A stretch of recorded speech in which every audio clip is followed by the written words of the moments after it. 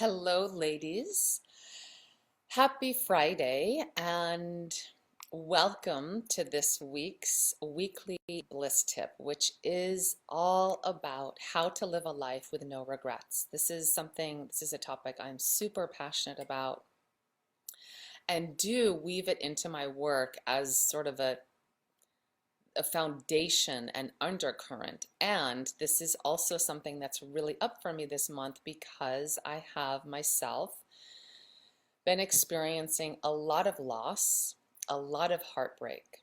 So I was inspired to really kind of use the wisdom that can be gleaned from those hardships and use it to serve us in really exploring and really reflecting on what it takes to regret proof our life in essentially.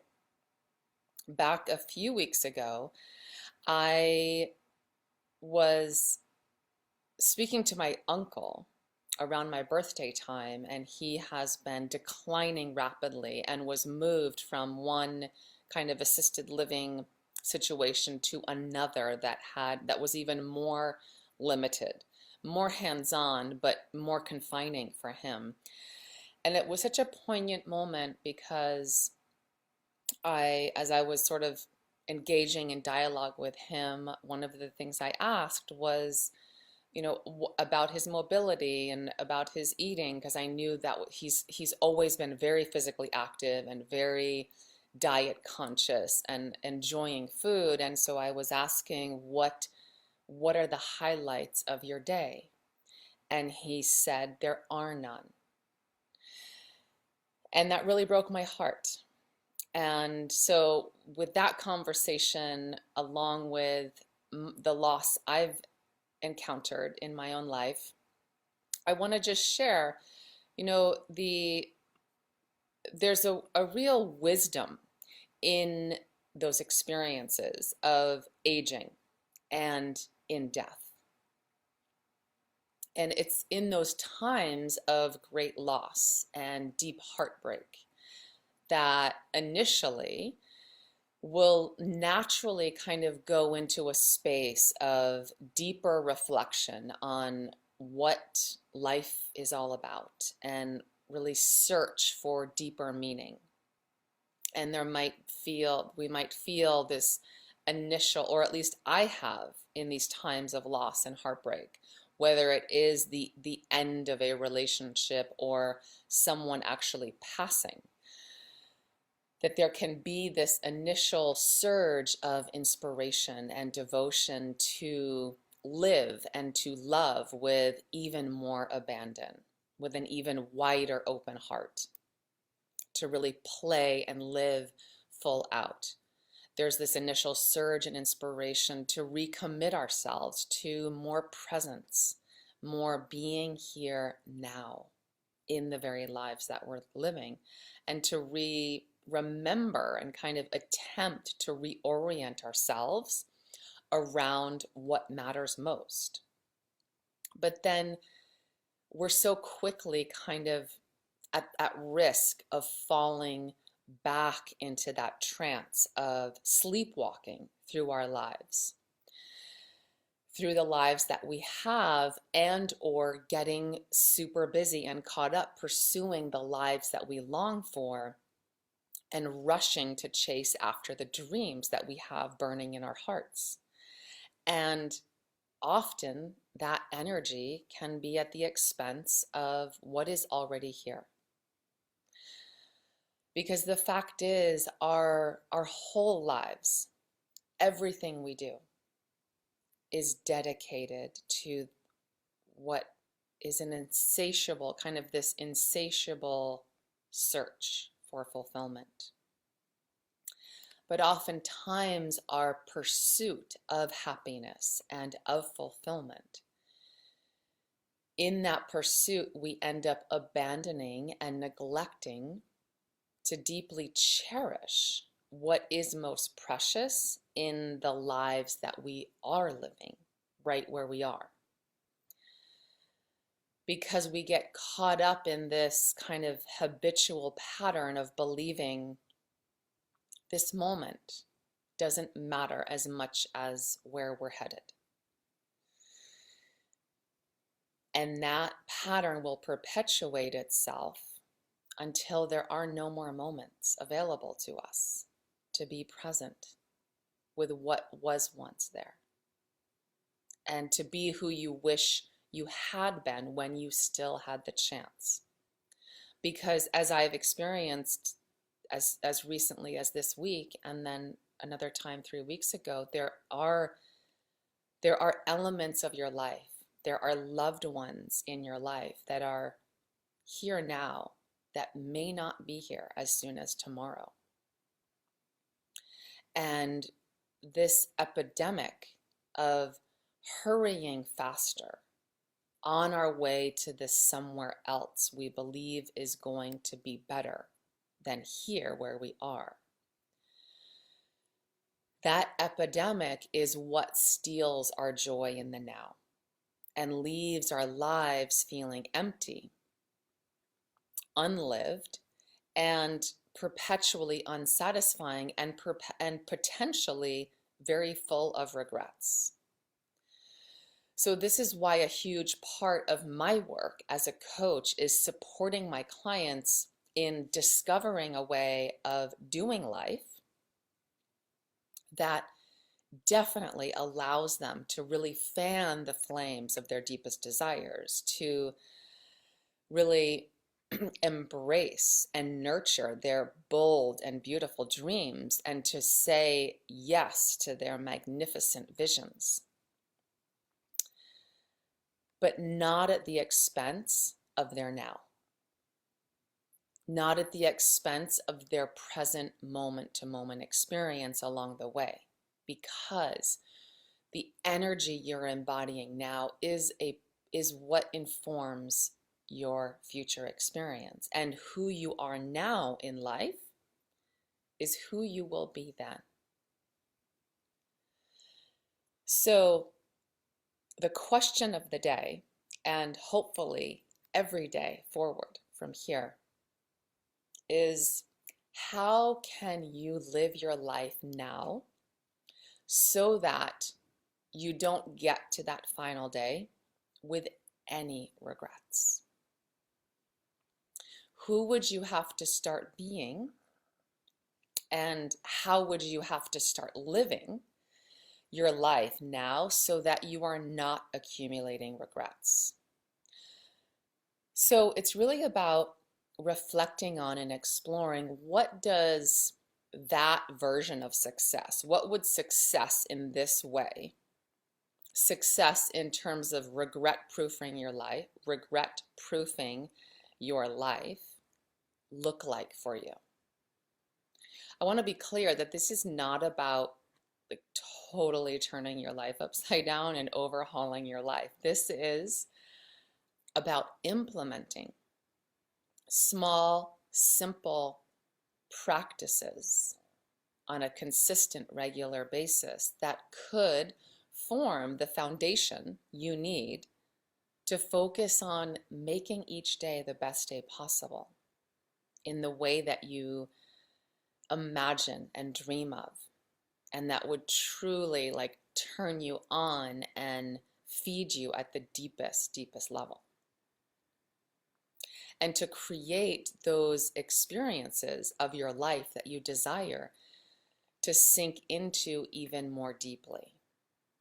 It's like, like my uncle said, there were no highlights left in his life, in his day. So it's starting to look at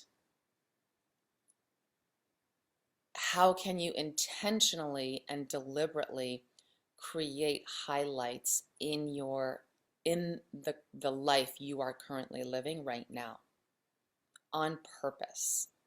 Things to look forward to, things to relish, things to just receive. It's like investing in your own aliveness, investing in your pleasure, investing in your joy. Because our lives are made up of our days. Our days are made up of the moments. So what would have to shift within you in order to make more moments count and create more moments that are well lived instead of that kind of default autopilot, letting the moments slip by and letting life just kind of slip through our fingers, leaving us feeling empty. So,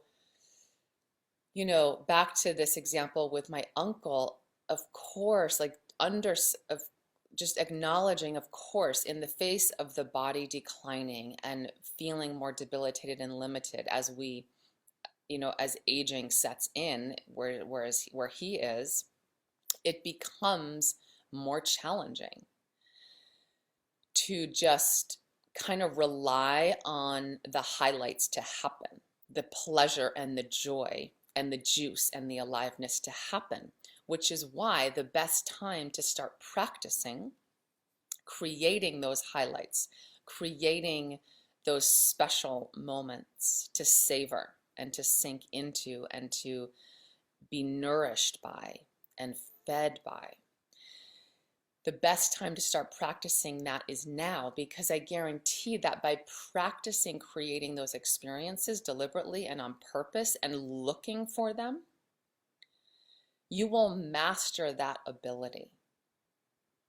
And that'll become just who you are and your natural set point and baseline, and be able to then sustain that effortlessly no matter what your circumstances are. And that's the whole idea of being more conscious, living more intentionally, creating your life moment to moment, day by day on purpose. So I'm really just kind of offering different reflections, different journal prompts, different kind of discovery points. So what do you need to do? Who do you feel inspired to be in each day or each week or each month or each year? What are these kind of anchor points or landmarks or bookends or rituals or practices to feel as though you're engaging this process of being more and more successful at regret proofing your life, starting in any moment and recommitting in any moment that you kind of slip out and back into the sleepwalk. And you can even get more specific into this, into all the various categories. How could you feed and be in your body? How do you feel inspired to like feed your body, be in your body, enjoy your body, savor your body? How are you going to kind of expand your mind? In what ways do you feel inspired to really nurture and open your heart, or get even more intimate with your soul and have what matters most come to the forefront of your life, so that those elements of our lives that make the most difference, that actually fuel our aliveness, don't get squeezed out by the hustling and the chasing and the always being on our way somewhere else. That's the pattern to catch. And to just remember, I might sneeze any second. We'll see if it passes. We never know when we will release our last breath, or when those that we love will leave their body. And so if this was your last day, if this was your last month, if this was your last year to live, how would you want to show up? So that when you reach that final moment, your heart is not burdened by a single regret. So, like I said, I just find it so poignant and so powerful to revisit this as often as possible, whether you are experiencing loss or grief or heartbreak or not, to just keep these reflections in the forefront of your heart and in your mind so that you stay as awake as possible to your life and to the days and to the moments and that you have while you have them, and to create them and live them and show up for them by design. So that is it for today, ladies. That is your weekly bliss tip. I know it's a heavy topic, and yet there is so much capacity to derive more bliss when we face that, when we face kind of the impermanence and the transience of our existence. So it's been a pleasure sharing with you. Thank you, ladies, for all of you who have joined me. And those of you catching the replay, feel free to pop in your questions, reach out to me, get in touch if you have questions, if you want to dig deeper into anything that I've shared. It would be my pleasure to support you in any way. Wishing you a beautiful weekend, and I look forward to being back next week. Okay, much love. Ciao.